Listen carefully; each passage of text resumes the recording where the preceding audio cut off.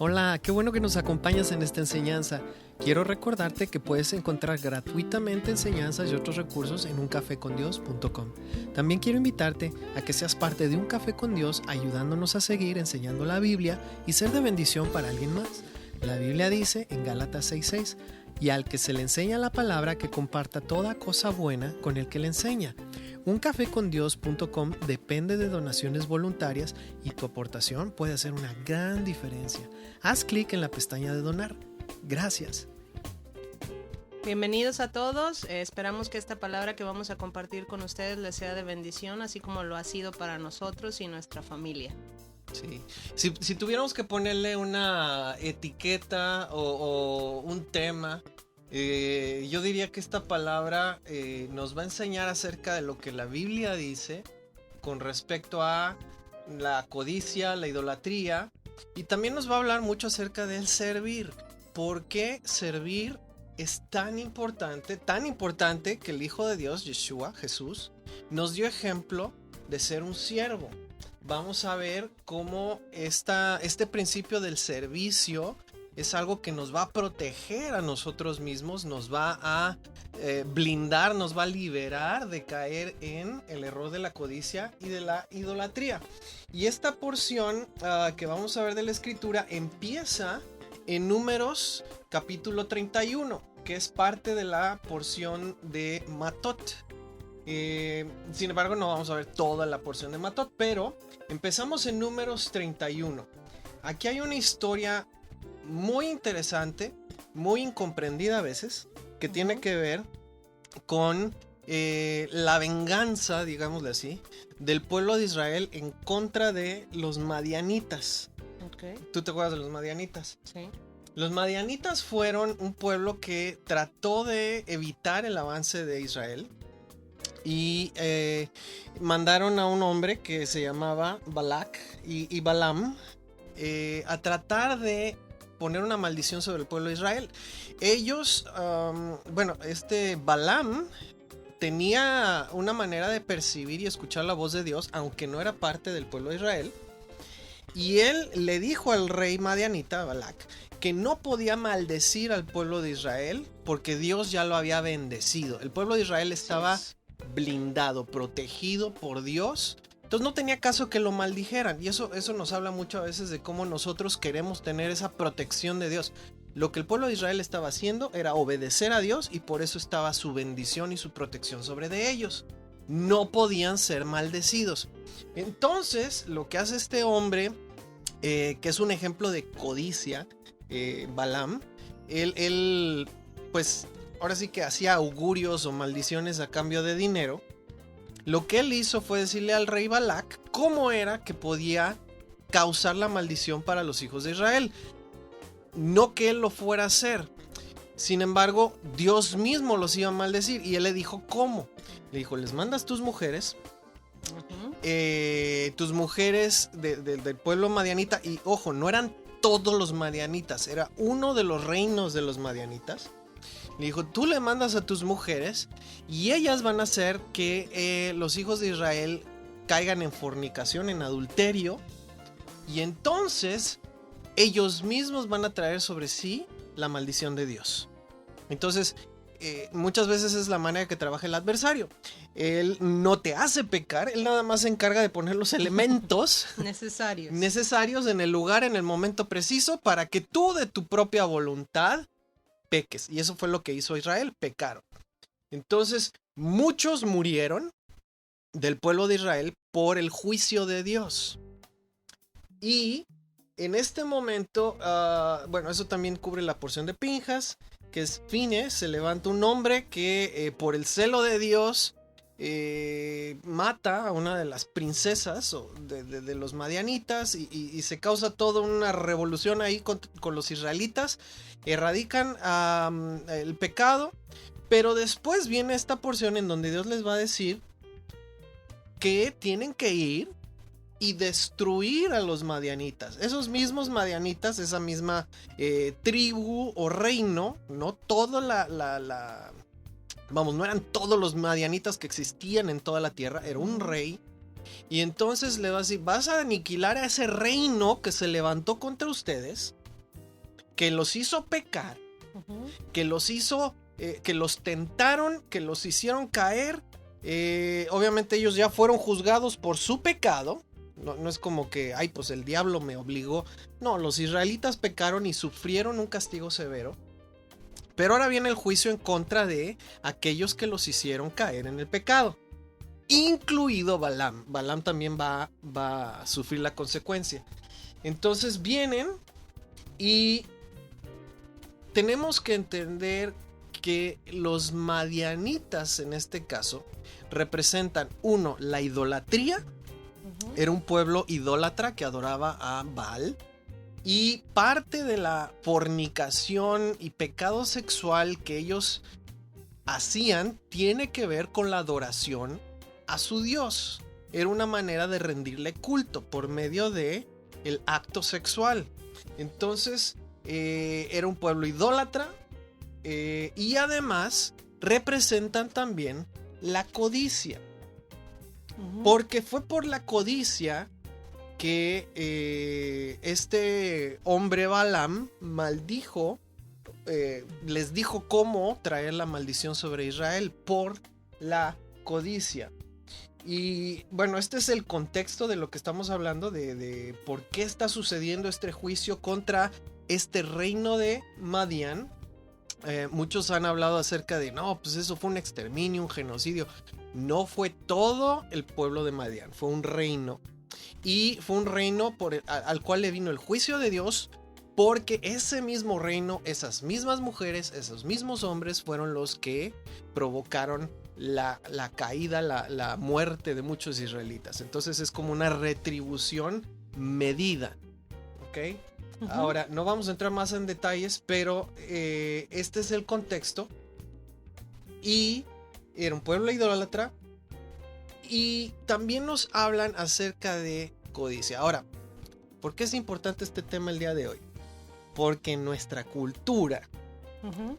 en Sí. nuestros países, naciones, hispanos, latinos, hay mucha idolatría Correcto. y hay mucha codicia. Y yo creo que estos años, digo, ya tenemos unos cuantos años, no voy a decir cuántos, pero de estos últimos años, sobre todo en nuestro país, en México, hemos visto cómo se habla mucho de la corrupción, se habla mucho de la codicia de aquellos que están en el poder y de cómo eso ha afectado tremendamente, no solamente unos cuantos, sino a todo el pueblo, toda la nación. Es algo que es como un cáncer, se expande. Y esta palabra nos va a ayudar a determinar si hay o no codicia y cómo erradicarla. ¿Ok? Entonces, ese es el contexto de lo que vamos a hablar. Primero que nada, la codicia. Yo no sé si alguna vez tú has sentido codicia. Yo sí. Pues sí. Todos Cuando estamos expuestos. todos queremos de repente tener algo que no tenemos y que no poseemos en ese momento y que codiciamos de alguna manera, no como un deseo meramente, sino como algo que te hace sentir que debes tener eso, esa cosa o esa... Pueden ser muchas cosas. Puede ser ropa, pueden ser objetos, pueden ser bienes, casas, coches, pueden ser cantidad de cosas. Incluso pueden ser personas. Uy, si yo fuera la pareja de fulanito y lo estás codiciando, y oh caray, resulta que es casado o casada, pero no importa, es que si yo me imagino cómo sería, eso es codicia y finalmente te lleva a caer en pecado, que puede ser adulterio o puede ser cualquier otra cosa. Pero finalmente todo viene enlazado con la porción anterior, que fue donde hablamos acerca de la voluntad. Ok, aquí, si yo soy el que dicta el camino de mi vida, yo soy mi propio Dios, Uh-huh. ¿sí? Mis deseos son órdenes. Y mira, incluso gente que obedece o que busca a Dios puede caer en esto. Hay mucha gente que se reúne en congregaciones que puede estar cayendo en este tipo de situación de codicia. Muchas veces decimos, bueno, es que yo quiero esto, quiero lograr este plan, quiero tener este objeto, quiero tener esta casa, quiero tener este carro, pero le voy a pedir ayuda a Dios para que me lo dé. Y yo sé que Dios me lo va a dar, porque lo voy a usar para algo bueno. Lo voy a usar, mira, si Dios me da ese carro, lo voy a usar para darle raid aventón a todos los de la iglesia cuando salgamos, ¿sí? Si Dios me da, somos músicos, si Dios me da esa guitarra o ese piano, no hombre, yo lo voy a adorar, que qué bárbaro, no se la va a acabar ese piano, qué bárbaro. Y buscamos la manera de justificar ese deseo, que en realidad, el origen es codicia, aunque muchas veces lo tratamos de disfrazar de otras maneras. No, si Dios nos da ese edificio, va a ser para su gloria, va a ser para que todo mundo sepa que en esta ciudad el Dios Altísimo tiene el edificio más altísimo también. Y finalmente lo que queremos es el edificio y estamos buscando una manera de justificar ese deseo. Cierto. Sucede en todos lados. El problema aquí es que yo soy mi Dios y estoy buscando hacer mi voluntad. Entonces, como yo soy un Dios con D minúscula y yo veo a otros dioses con D minúscula que tienen un chorro de cosas, yo digo, pues ¿por qué no levantarme al mismo nivel de esos otros dioses? Y entonces estoy buscando satisfacer mis deseos, pero es como el perro que se muerde la cola. Finalmente, si acaso logras obtener lo que querías, después quieres otra cosa. Uh-huh. Ya tienes el carro, ya tienes la casa, ya tienes el edificio, ya tienes el trabajo, ya tienes a la persona. ¿Y qué pasa? Es como que inmediatamente dices, bueno, ahora necesito ponerme otra meta. Ahora necesito codiciar. No lo decimos así, pero es la verdad. Ahora necesito otra cosa. Es que esta bolsa que me compraste... voy a salir aquí golpeado. No. No pueden mandar piedras por transmisiones, pero... Es que esto que me compraste, tan lindo, está muy bonito, pero ya salió una nueva. Pero es que vi a fulanita y ya trae otra. Y esa tiene... unas letritas diferentes. No, es que este es otro tono de color. Es diferente. Este es rosa y este es fuchsia. Entonces necesito dos. Y el hombre todos los ve rosas, ¿no?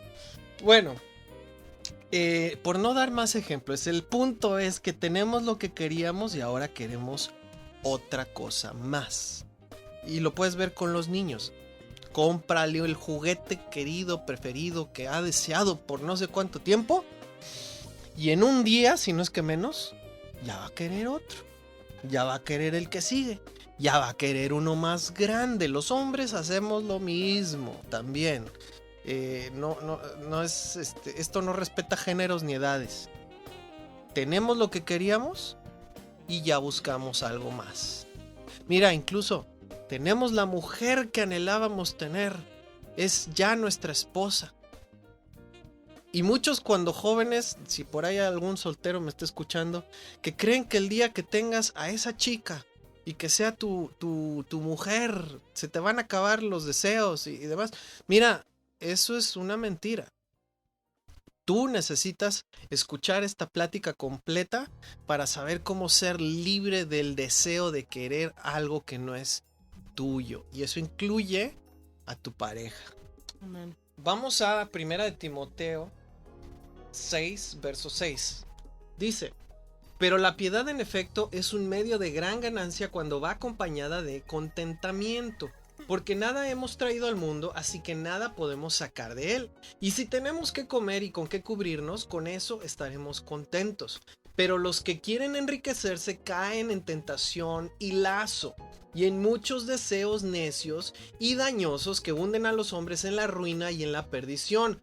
Porque la raíz de todos los males es el amor al dinero, por el cual, codiciándolo algunos, se extraviaron de la fe y se torturaron con muchos dolores. Muchas veces leemos o escuchamos ese último verso 10.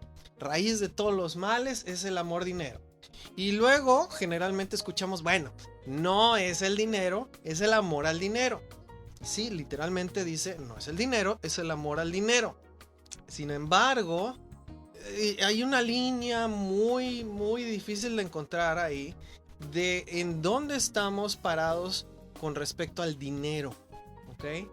El punto aquí dice, empieza el verso 7 diciendo, después del contentamiento dice, nada te puedes llevar. Y después dice, tienes que comer, tienes con qué cubrirte. Con eso debes de estar contento. Una de las cosas que yo le explicaba a mis hijos el otro día.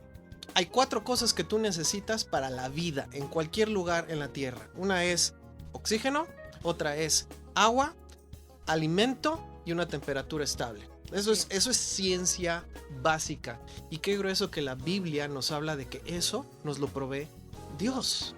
Te da aire, no te lo cobran. Te da agua, pues está medio escasa, pero hay agua, gracias a Dios. ¿Ok? Tenemos el alimento. Todo esto tiene que ver con el sustento. Tenemos con qué cubrirnos. Eso tiene que ver con temperatura. Tienes un techo, tienes ropa. Gracias a Dios, deberíamos estar contentos. Pero generalmente siempre estás viendo al otro Dios con D minúscula y todo lo que tiene. Y dices, ¿por qué no tengo lo que él tiene, lo que ella tiene? Pero dice aquí que esto debe de traer contentamiento. Inmediatamente habla de, ¿quieres enriquecerte? Es muy fácil caer en la tentación y eso se convierte en un lazo. Muchos deseos necios y finalmente esto causa dolor, falta de descanso, angustia y que puedas perder todo lo que Dios te dio solo por querer algo que Dios no te dio. De ahí te puedes ir hasta el huerto del Edén y ver toda la riqueza que tenían Adán y Eva, que Dios les había dado, y sin embargo, ¿qué era lo que ellos querían? Lo único que Dios no les dio. ¿Quieres leer Mateo 6, 19? Mateo 6, 19. No acumulen para sí tesoros en la tierra, donde la polilla y el herrumbre destruyen, y donde ladrones penetran y roban, sino acumulen tesoros en el cielo, donde ni la polilla ni la herrumbre destruyen, y donde ladrones no penetran ni roban, porque donde esté tu tesoro, allí estará también tu corazón. Donde está tu tesoro, ahí está tu corazón. Estaba leyendo algo que pusieron por ahí en las redes. Lo que siempre encuentras tiempo para lo que te interesa. Es parte de lo mismo. Es donde está tu tesoro, ahí está tu corazón. Y tu tiempo. Y tu tiempo y tu dinero. Básicamente. Ok, Juan 6:38. Porque he descendido del cielo no para hacer mi voluntad, sino la voluntad del que me envió. Ok, aquí es Yeshua, Jesús, hablando precisamente del principio de la voluntad. Él no vino a hacer su voluntad propia, sino la voluntad del Padre, que fue quien lo envió. De la misma manera, tú y yo hemos sido puestos aquí en la tierra con un propósito, en un tiempo y en un lugar específicos, para cumplir la voluntad del Padre. Pero ¿qué estamos haciendo muchas veces? Buscando cumplir nuestra voluntad, lo que nos lleva a buscar nuestros deseos, lo cual nos lleva a la codicia y la idolatría. ¿Ok? Y Filipenses 2:5. Haya pues en ustedes esta actitud, es decir, esta manera de pensar, que hubo también en Cristo Jesús, Yeshua, el cual, aunque existía en forma de Dios, no consideró el ser igual a Dios como algo a que aferrarse, sino que se despojó a sí mismo, tomando forma de siervo, haciéndose semejante a los hombres, y hallándose en forma de hombre, se humilló él mismo, haciéndose obediente hasta la muerte y muerte de cruz. El mayor ejemplo que tenemos en todas las cosas es Yeshua el Mesías, Jesús el Cristo. ¿Ok? Siendo Dios, dejó todo eso, estando al mismo nivel, o sea, siendo Él con el Padre, teniendo todo el poder, deja todo, ¿y qué es lo que hace? Se hace un siervo, se despoja de toda su gloria y se vuelve un hombre, ¿ok? Se humilla. ¿Y qué es lo que Él hace? Se vuelve un siervo de aquellos a quienes Él mismo creó, ¿ok? Pero Él no hizo todo eso para que tú lo hagas siervo tuyo o siervo de tus deseos egoístas. ¿Sí? Es como mi genio de la lámpara. Yo quiero esto, Dios, escucha mi oración, te ruego, como si estuvieras frotándole la lamparita, ¿no? Y buscando que Él cumpla tus deseos. Él se hizo tu siervo, pero para darte ejemplo de lo que Él está esperando de nosotros.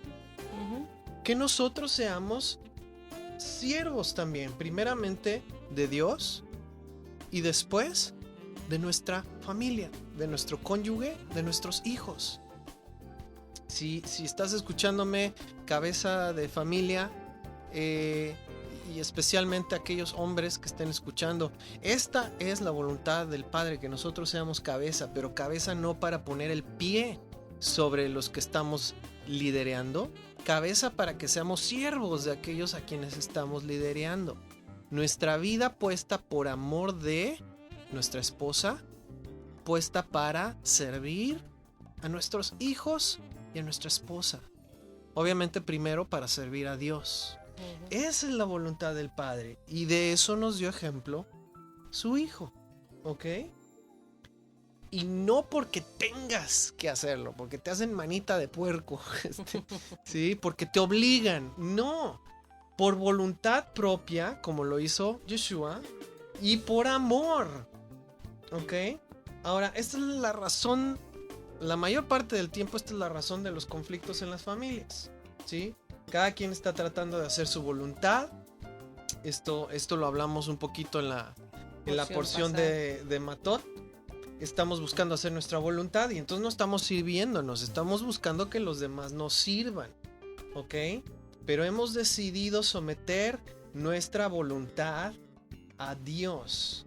Esto es el primer y más grande mandamiento, Éxodo 23, es hay un solo Dios y nosotros estamos para Él, ¿ok? ¿Eso está claro? Sí. Ok. Ahora, entonces, ¿qué hacemos vueltos al tema de la codicia? Ya sometí mi voluntad a Dios, ya estoy buscando servirle. Entonces, vamos a ver lo que nos enseña la palabra con respecto de cómo vencer la codicia, que todos de repente somos tentados a codiciar, y cómo vencer la idolatría, el no poner ni a nosotros mismos, ni a nada, ni a nadie en primer lugar antes que Dios. Y para esto vamos a ver la historia de una mujer. Qué grueso cómo Dios tantas veces en su palabra nos da ejemplo, y lo hace a través de mujeres, no nada más de hombres. Hay mujeres que Dios puso en la palabra, y esto es padrísimo porque obviamente tengo una esposa y tengo una hija. Y hay ejemplo de la palabra para ellas y también para nosotros los varones, ¿sí? Este es un ejemplo de cómo vencer la codicia, cómo vencer la idolatría, y es a través de un espíritu, una actitud de servicio. Y servicio sin buscar un beneficio. Servicio no porque voy a sacar algo. También la palabra habla de que muchas veces los gobernantes están buscando el tener las primeras posiciones y el tener quienes les sirvan. Y muchas veces tú puedes ver gente que está buscando una posición o está buscando quedar bien con alguien, y tenemos la expresión que es el hacer la barba, ¿sí? Que es básicamente tratar de servir o quedar bien con alguien, pero porque estás buscando, otra vez, es la codicia, estás buscando un beneficio para ti. Así es. No tiene nada que ver con esto. Y lo vamos a ver bien claro. Esta mujer, es uno de mis libros favoritos, y no es que mi favorito. Qué grueso. Hay un libro completo de la Biblia escrito hablando acerca de lo que hizo esta mujer. Tan impresionante, tan impactante lo que hizo esta mujer, y tan gruesa la enseñanza que Dios nos ha dejado a través de ella. Su nombre es Ruth. Entonces, vamos al libro de Ruth. Yo te recomiendo que leas todo el libro. No es demasiado largo. Su historia es tan impactante. En el capítulo 1, si quieres empezar nada más la lectura. Dice: aconteció que en los días en que gobernaban los jueces en Israel hubo hambre en el país, y un hombre de Belén de Judá fue a residir en los campos de Moab con su mujer y sus 2 hijos. Aquel hombre se llamaba Elimelec y su mujer se llamaba Noemí. Los nombres de sus 2 hijos eran Maalón y Kelión, efrateos de Belén de Judá, y llegaron a los campos de Moab y allí se quedaron. Y murió Elimelec, marido de Noemí, y quedó ella con sus 2 hijos. Ellos se casaron con mujeres moabitas. El nombre de una era Orfa y el nombre de la otra Ruth. Y vivieron allí unos 10 años. Murieron también los 2, Maalón y Kelión, y la mujer quedó privada de sus 2 hijos y de su marido. Entonces se levantó con sus nueras para regresar de la tierra de Moab, porque ella había oído en la tierra de Moab que el Señor había visitado a su pueblo dándole alimento. Salió pues del lugar donde estaba y sus 2 nueras con ella, y se pusieron en camino para volver a la tierra de Judá. Y Noemí dijo a sus 2 nueras: vayan, regrese cada una a la casa de su madre, que el Señor tenga misericordia de ustedes como ustedes la han tenido con los que murieron y conmigo.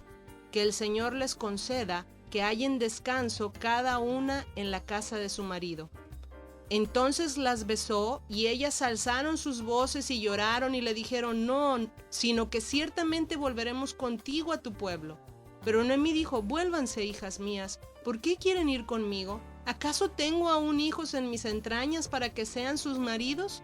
Vuélvanse, hijas mías, váyanse, porque soy demasiado vieja para tener marido. Si dijera que tengo esperanza, y si aún tuviera un marido esta noche, y también diera a luz hijos, ¿esperarían por esto hasta que fueran mayores?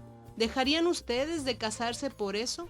No, hijas mías, porque eso es más difícil para mí que para ustedes, pues la mano del Señor se ha levantado contra mí. Y ellas alzaron sus voces y lloraron otra vez. Y Orfa besó a su suegra, pero Ruth se quedó con ella. Qué historia tan impresionante. Y de veras te animo, lee todo el libro. Es una historia tan impactante. Y el punto que estamos tratando aquí es la actitud de Ruth. Y cómo es algo que Dios busca que tú y yo tengamos. ¿Ok? Ahora, aquí hay que notar una cosa. Tú puedes leer una historia y leer un libro, y la primera vez que lo lees vas a entender algunos detalles, se te van a ir la mayoría de las cosas, pero vas a entender la historia en general. Si la vuelves a leer, vas a ver más detalles que no habías visto antes. Y si además investigas el trasfondo, el contexto de la historia, te vas a dar cuenta de otros detalles que no habías percibido. Esto nos pasa a veces cuando leemos un libro varias veces o estamos estudiando un tema, o te la pongo fácil, cuando ves una película varias veces te das cuenta de detalles que no hayas visto la primera vez. Ahora, con las escrituras, cuando tú conoces la escritura, el contexto, y además te vas al significado de palabras, sobre todo de nombres, te vas a dar cuenta que no están ahí al azar. Dios tiene control de todas las cosas, incluyendo del nombre que se le dio a estas personas que quedaron registradas en sus libros, en la Biblia. Es impresionante cuando ves los detalles que hay ahí y lo que estos nos enseñan. Entonces, vamos a ver el significado literal de los nombres de los personajes de esta historia, y te vas a dar cuenta de cómo hay tanto más que Dios nos quiere enseñar a través de esto. Primero que nada, quiero que notes algo. ¿De dónde venían ellos?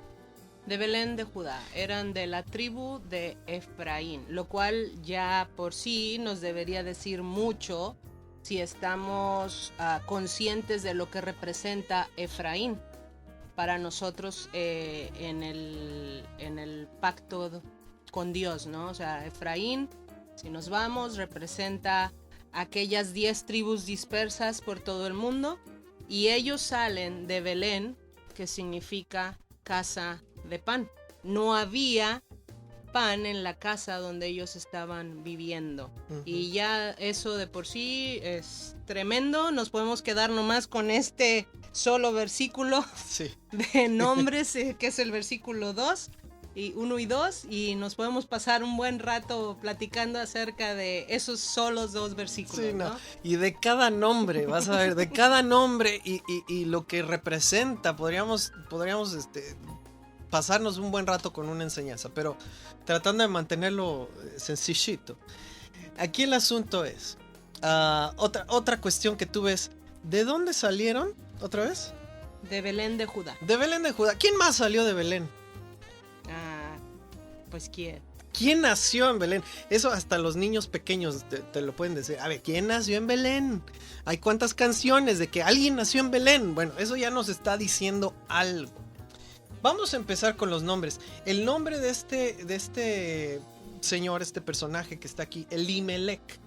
Elimelech quiere decir Dios es mi rey. Y este hombre en esta porción, digamos que representa a Dios. Su nombre quiere decir Dios es mi rey. Ahora, no quiero decir literalmente es así, pero va a alinearse con el contexto y con la historia que estamos viendo aquí. Después tenemos a su mujer, que se llamaba Naomi, y esta mujer, su nombre significa mi gozo. ¿El gozo de quién? El gozo de Dios es mi rey. ¿Ok? Su gozo. Ahora, todo esto que estamos narrándote aquí lo puedes ver escrito, lo puedes ver incluso los caracteres hebreos y más adelante los caracteres paleohebreos. Y son simbolitos muy interesantes. Tú lo puedes ver en el artículo escrito. Todo esto está disponible en uncafecondios.com y lo puedes descargar ahí. Ese es el comercial. Después viene uno de sus hijos que se llama Mahlón. Mahlón literalmente significa, qué grueso que le han puesto así, significa estar enfermo, estar débil, estar desfallecido, enfermarse, estar herido, enfermarse, tener algo incurable. ¿Te imaginas ponerle así a tu hijo? No. ¡Enfermito! ¿Dónde andas? Ay, véngase, mi enfermito desfallecido. ¿Cómo estás, mi debilucho? ¡Qué grueso que le pusieran así! Pero ¿sabes qué? Aquí hay una enseñanza detrás de todo esto. Ese fue uno de los hijos de esta pareja que murió. Uh-huh. El otro hijo se llama Quilión. Quilión literalmente significa aniquilación. ¡Qué grueso! ¿Dónde está mi desfallecido enfermo? Ay, véngase. Vete y tráete a tu hermanito aniquilado. ¡Aniquilación! ¡Enfermo! ¡Qué grueso que les pusieran esos nombres! Yo no puedo entender. Bueno, sí puedo entender. Había un propósito, una enseñanza detrás de esto, pero alguien en sus 5 sentidos que le ponga a sus hijos así, bueno, no lo entiendo. Recordemos que para el pueblo hebreo los nombres dicen mucho acerca del trasfondo, la situación que estaba viviendo, a lo mejor en ese momento la familia. O sea, ellos no ponen nombres como nosotros ponemos. Le voy a poner fulanito de tal, no sé, Rocío, o no sé, cualquier nombre que esté de moda. Nada más porque me gusta. O le voy a poner Pablo, porque ese es el nombre de su abuelo y de su tatarabuelo. O sea, no, ellos tenían y toman, es una de las cosas muy buenas, toman muy en serio el nombre de los hijos porque representan el momento en el que están viviendo. Entonces, obviamente, ponerle a un hijo aniquilación y al otro enfermo, pues nos puede dar un panorama a lo mejor de lo que estaba atravesando en ese momento en que nacieron ellos, la familia. Sí, claro. Enfermedad, aniquilación. En sí, el asunto es que el contexto, no el contexto, el sentido es negativo. Ah, sí. Sí. Y yo te voy a invitar a que si tú no conoces el significado de tu nombre, lo busques. Hoy hay muchas herramientas para hacer eso. Idealmente búscalo a través de las escrituras, pero el nombre dice mucho del carácter. Finalmente sus hijos tenían nombres con una connotación negativa. Sí. ¿Ok? Luego vienen las esposas. Una de las esposas se llamaba Orfa. Orfa significa cuello o cerviz, la crin de un animal, ¿ok? Eso significa.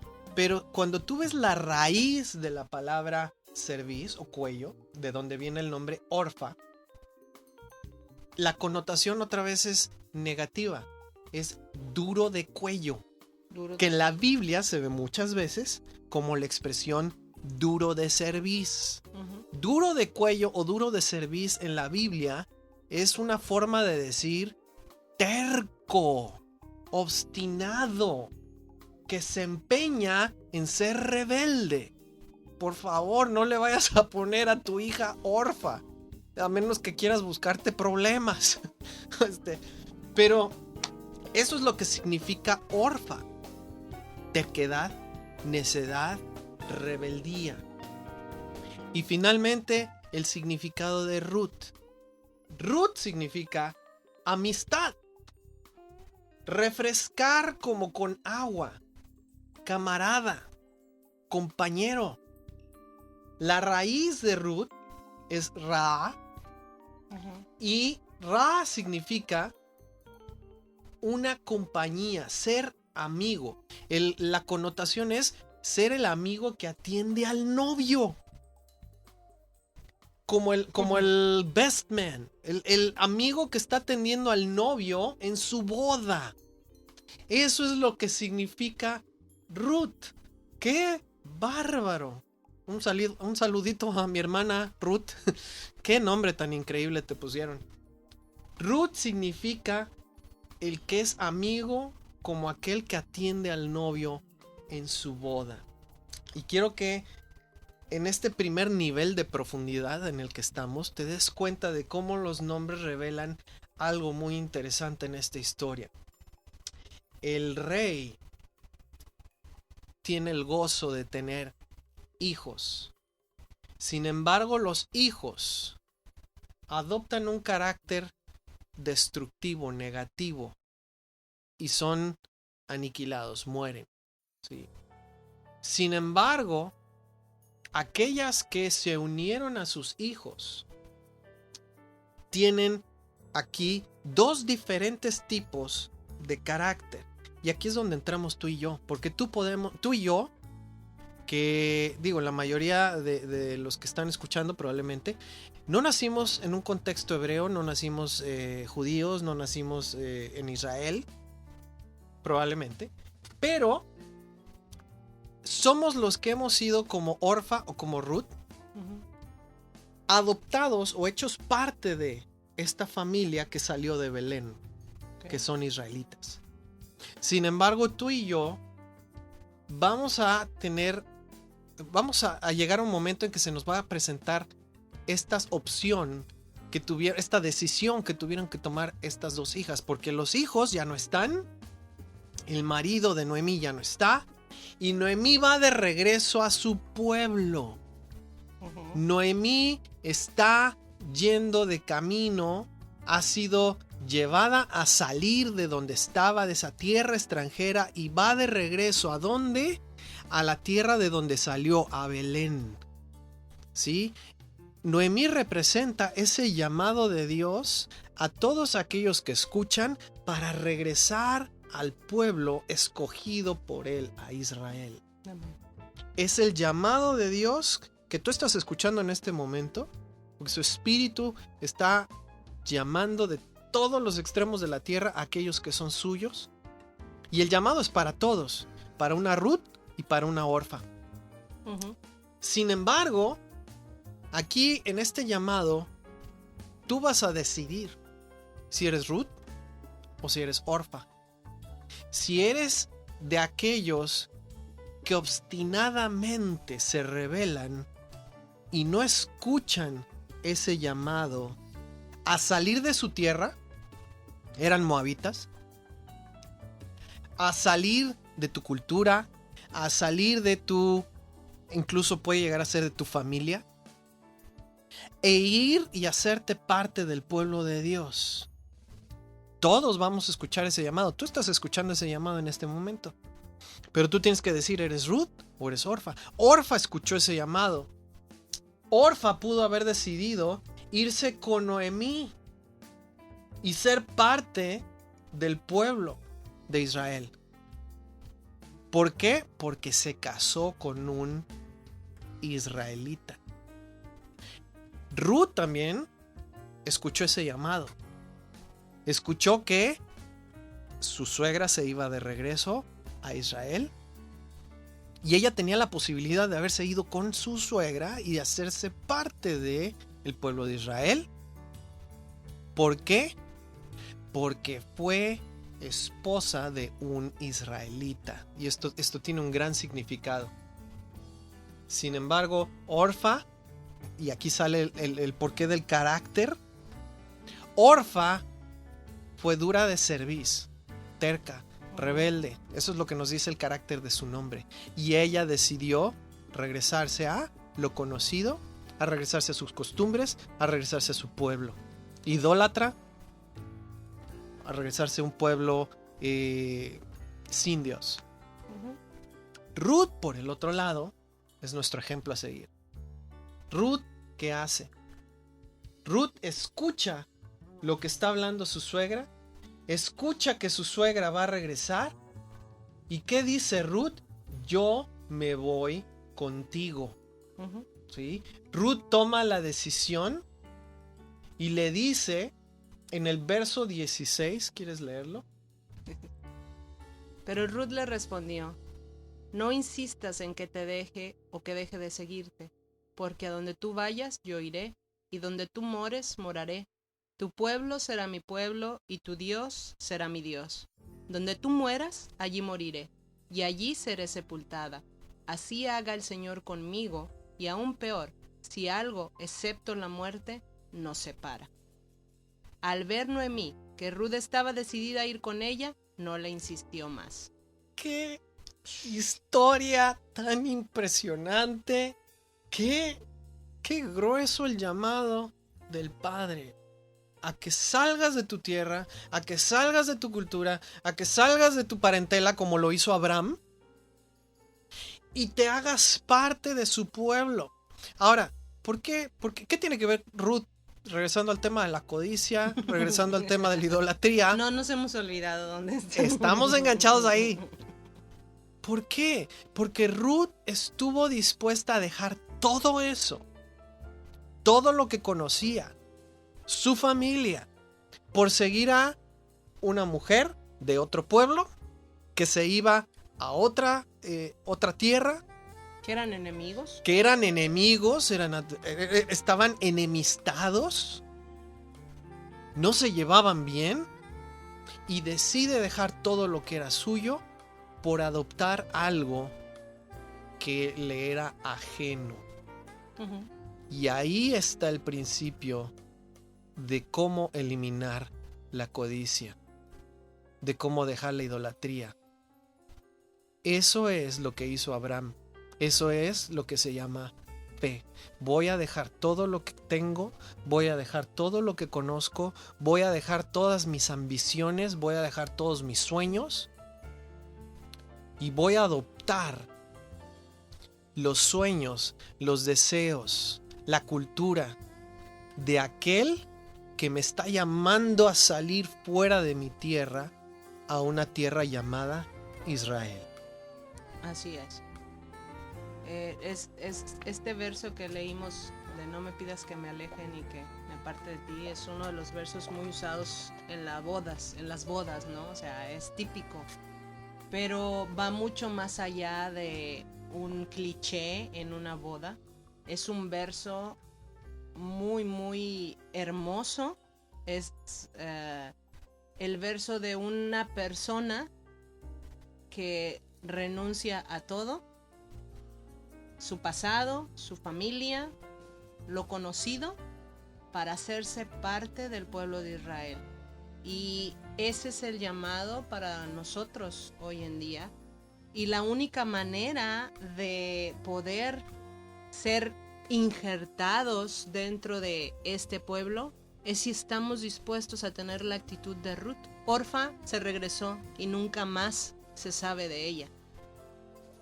Quedó relegada a 2-3 versos en la Biblia. Ruth, sin embargo, puedes ver lo que sucede con esta mujer al leer el libro y es parte de la genealogía de nuestro Salvador mismo.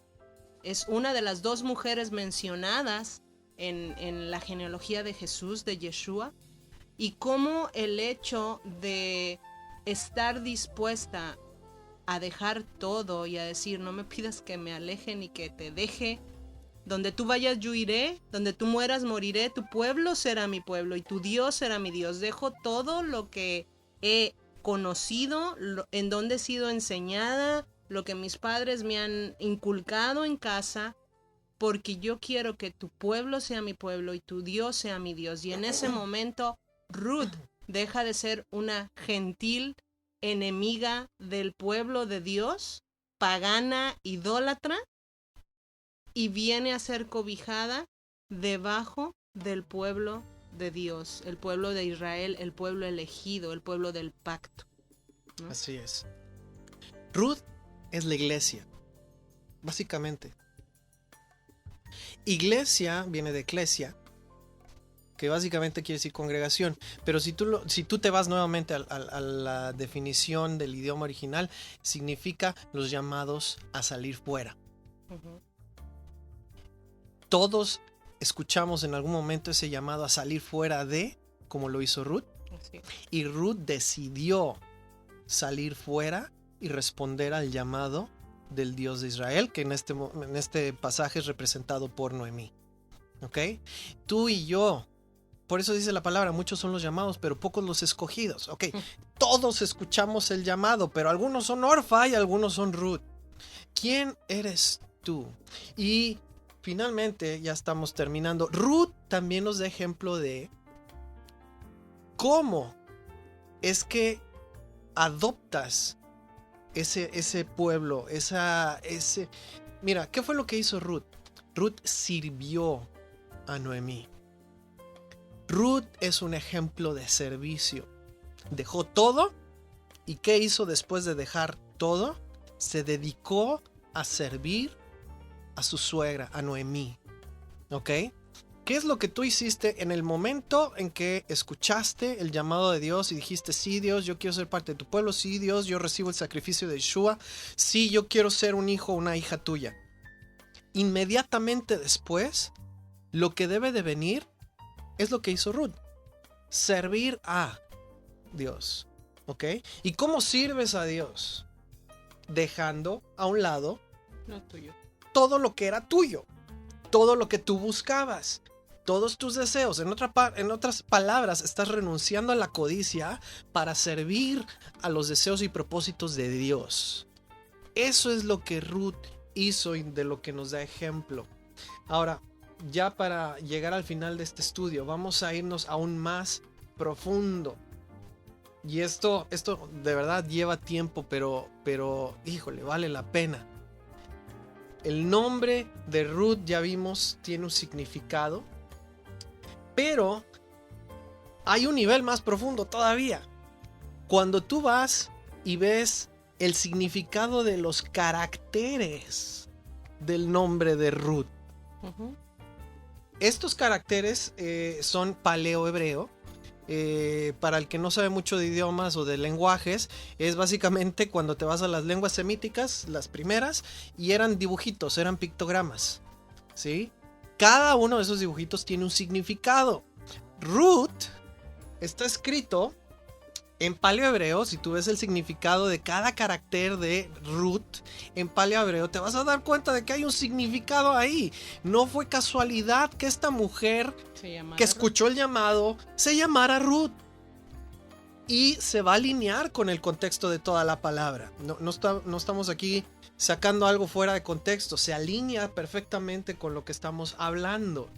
Ruth, para esto sí te voy a invitar, si gustas ver los caracteres y saber un poquito cómo se ve y demás, descarga el artículo escrito. Nuevamente, ahí en uncafecondios.com. Ruth, la primera letra es Resh. Resh, cuando tú lo ves en el carácter paleohebreo, es una cabeza, la cabeza de un hombre.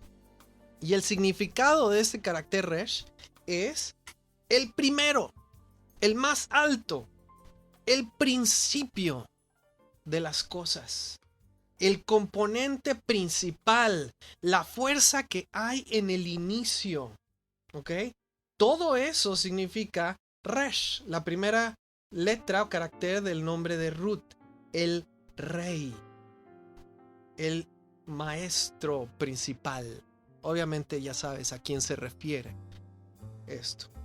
Segundo carácter es Vav, que se puede escribir con W o con V. Vav es un simbolito que parece una Y en algunos de los idiomas primeros, el paleohebreo. Y el significado de este simbolito es una estaca, un clavo, un gancho que sirve para añadir o adherir dos cosas, que va a conectar dos cosas. ¿Ok? Un clavo que conecta dos cosas, que las asegura. ¿Ok? También es como una conjunción. Es cuando tú dices y, o entonces, o también, o por tanto, o pero.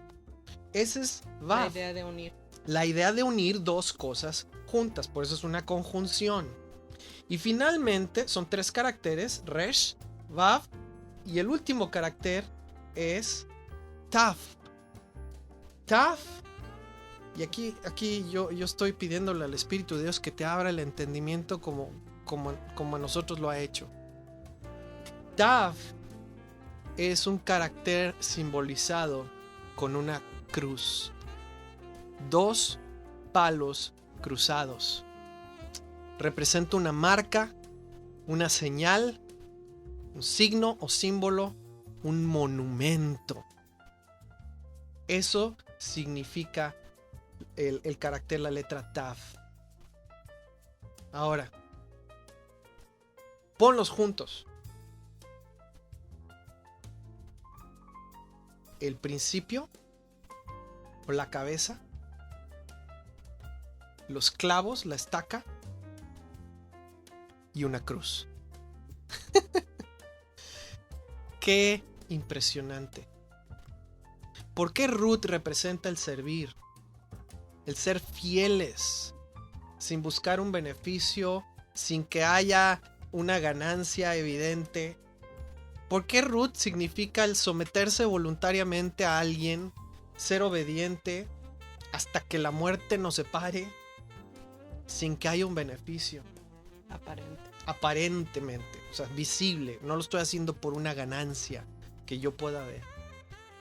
El significado de Ruth, viniendo del paleohebreo, nos está infiriendo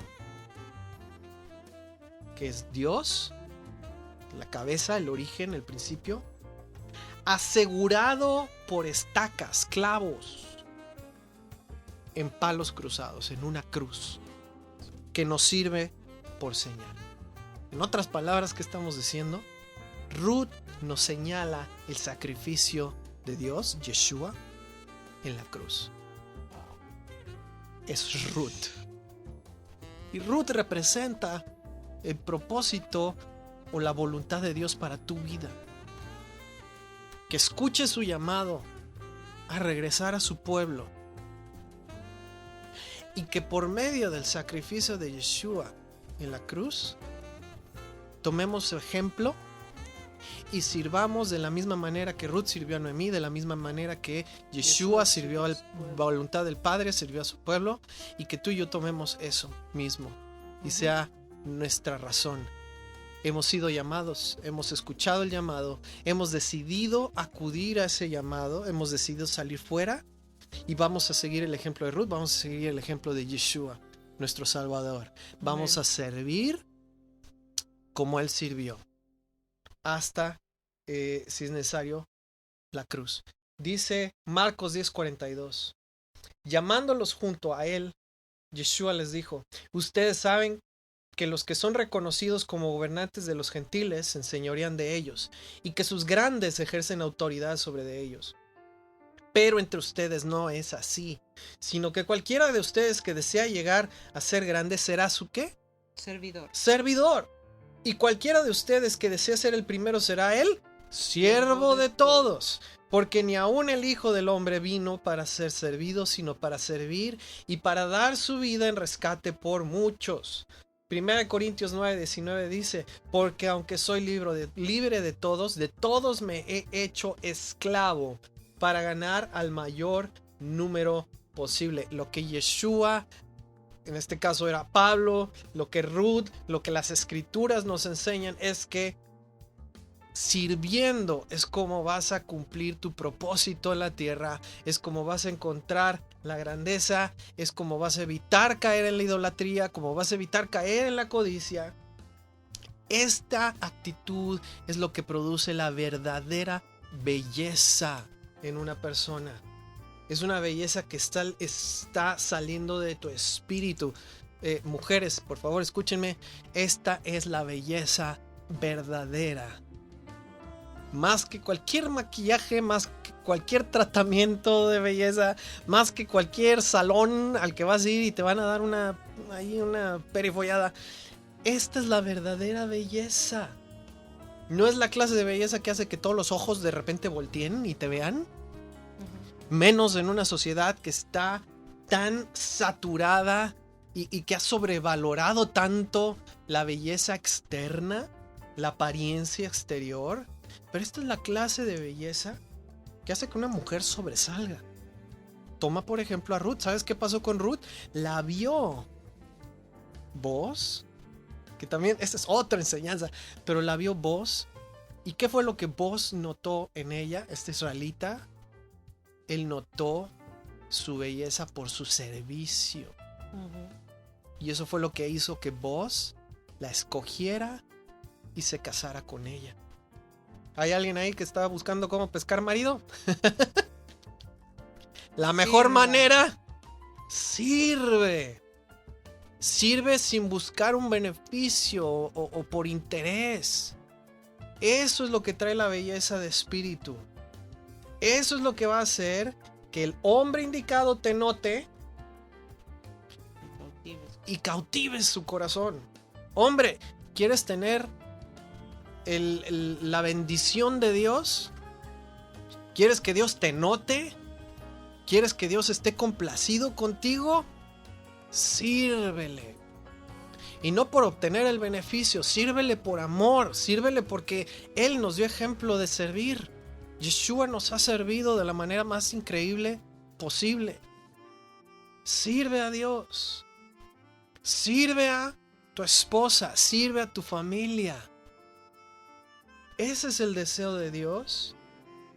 No nada más tener una apariencia, no nada más tener una imagen.